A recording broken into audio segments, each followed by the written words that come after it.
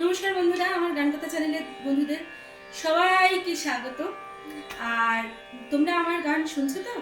আর আমাকে কিন্তু কোনো কমেন্টস এখনো পর্যন্ত পাইনি আমি। যাই হোক, এর আগে পেতাম, কেন পাচ্ছি না কে জানে। তোমাদের কি ভাল লাগছে না? কি ভাল লাগছে, কিছু একটা কমেন্টস করে পাঠাও আমাকে। আচ্ছা, আমাকে যদি কোনো প্রশ্ন জিজ্ঞাসা করা থাকে সঙ্গীত সম্বন্ধে, তবেই আমাকে ফোন করো 9830312260।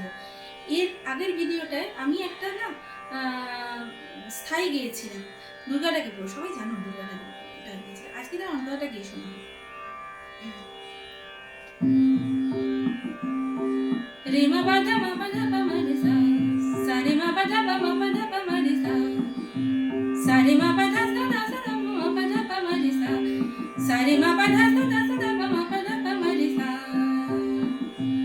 পাপ বিনাশিনী, পাপ বিনাশিনী, महिषासुरमर्दिनी, महिषासुरमर्दिनी, रामदास सकल कहे भवानी दयानी शिवानी।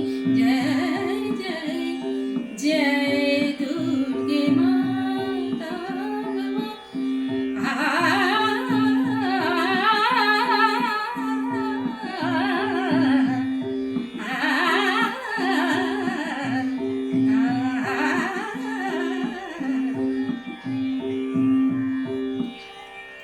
আমাদের এই শাস্ত্রীয় সঙ্গীত, ইন্ডিয়ান মিউজিক, অথবা শুধু শাস্ত্রীয় সঙ্গীত নয়, ইন্ডিয়ান মিউজিকটা চারটে স্তম্ভের উপর দাঁড়িয়ে রয়েছে।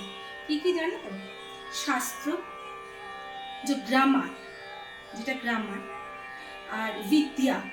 বিদ্যা মানে যে বিদ্যাটা আমি প্রয়োগ করেছি, যেটা আমার গুরু আমাকে দিয়েছে, শেখানো যায় না, এগুলো সব প্রদত্ত বিদ্যা। কারণ নয়, আমার গুরুর নয়, গুরুকে গুরু দিয়েছেন, তার গুরুকে 3000 বছর যদি পেছনে যাও তাহলে তাকেও তার গুরু দিয়েছেন, এরকম। তান্ত্রা, তান্ত্রা ইজ এ টেকনিক। কিভাবে গাইছি, কিভাবে এই তানগুলো করলাম, কিভাবে মিলালাম, কিভাবে একটা সুন্দর সঙ্গবদ্ধ জিনিস করলাম, টেকনিক। আর কলা, কলা মানে এস্থেটিক্স। এস্থেটিক্সটা কি? সৌন্দর্য তত্ত্ব। কিভাবে গানটাকে সুন্দর করে রাখা যায়।